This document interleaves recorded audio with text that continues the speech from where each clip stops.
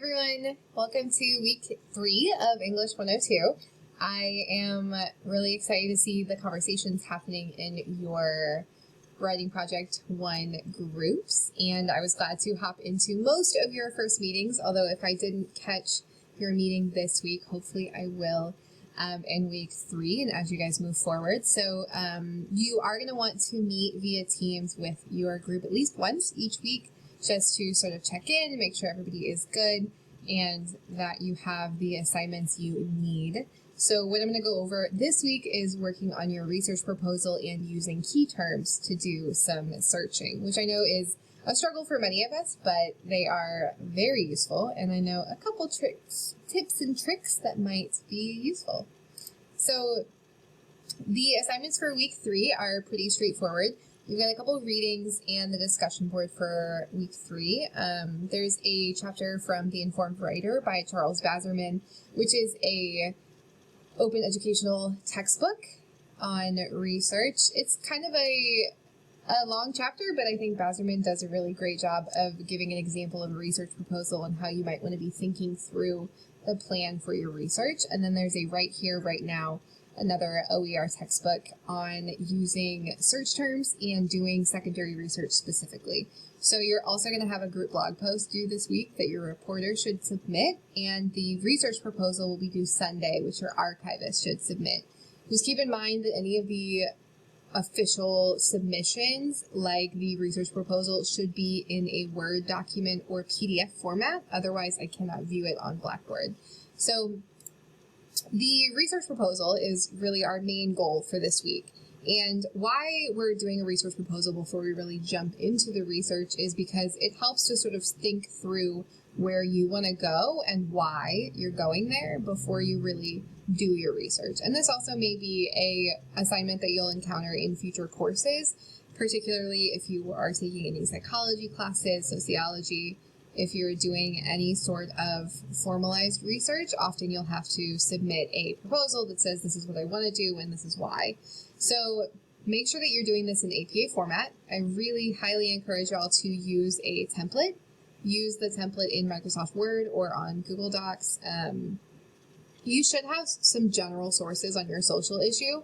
I don't need you to find, your really good, strong, specific academic sources at this point, but you do need to have kind of a general overview of your social issue and why it's important to talk about. You should have a research question for each person in your group. So those groups that have 4 people, I actually think all of our groups are down to 3 now. So make sure that you have 3 research questions and that each person has their own research question to pursue. Not all of your questions need to be about the same thing, need to focus on the same part of your social issue. Actually, it's good for your research questions to be diverse. So make sure that they're varied and that you're not all researching the same aspect of your social issue. And then also, so the general format for an APA paper is that an abstract is required. In this proposal, I am not requiring an abstract, so you're fine there. A couple tips for completing your research proposal. I really highly recommend using a Google Doc or a OneDrive shared document that you all can add to as you work on your proposal. So what I'd recommend is if you have a Gmail account, which most of you should have, and if you don't, they're free.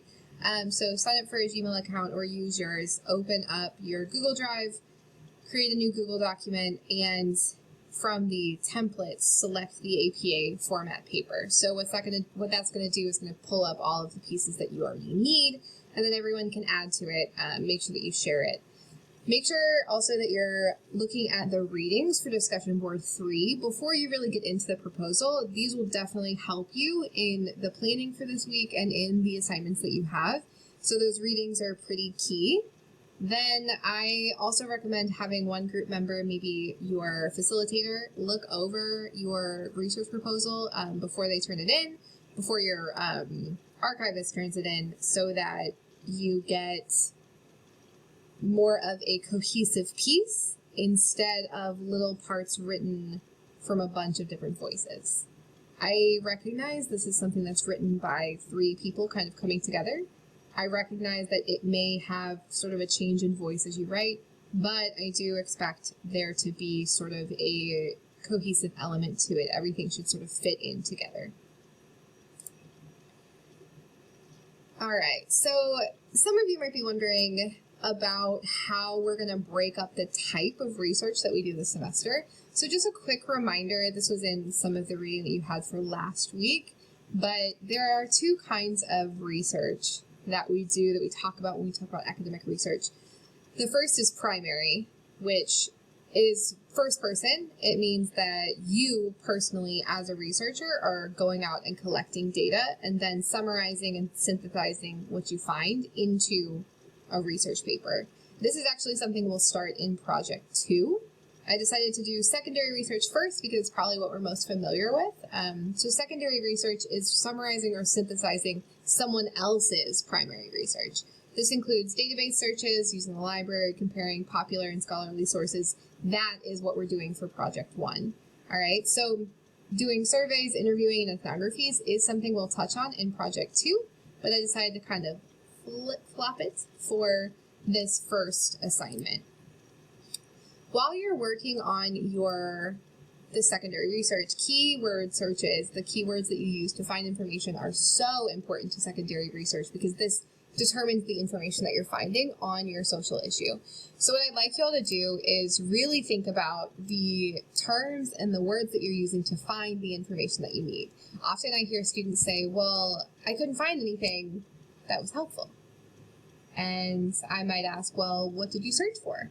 And come to find out, their search terms were either too narrow or really too big, and they were having a hard time with the idea that you want your sources to guide you.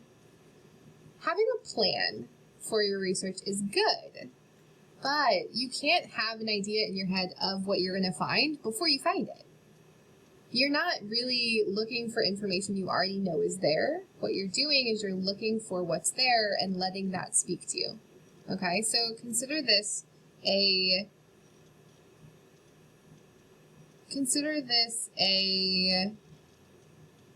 sort of introduction to this conversation. So what you're going to do is you're going to try to decide on key concepts and search terms that will help you in answering your research question. So I have an example here. Say I am studying racism as my social issue. My research question, maybe I propose, is how does racism affect student success in college? This is something I'm very passionate about, and as a college instructor, I care a lot about student success, and I think that racism in the U.S. is a very prominent topic and one that we need to discuss. So from this research question, I noticed 3 key concepts that I have here: racism, student success, and college. Okay, so what I might do is search for those together or separately in different combinations. So like down here, I have racism and student success. So this is going to give me sources that have both of those phrases. I'm going to put racism or discrimination in schools. So this is going to give me articles or sources that talk about racism or discrimination. And then this last one says racism and student, not secondary. So secondary schooling is high school. And if I'm focusing just on college, then maybe I want to get rid of the sources that might talk about high school. So these are just a few different ways you can use those Boolean phrases to narrow and play with the search terms that you use.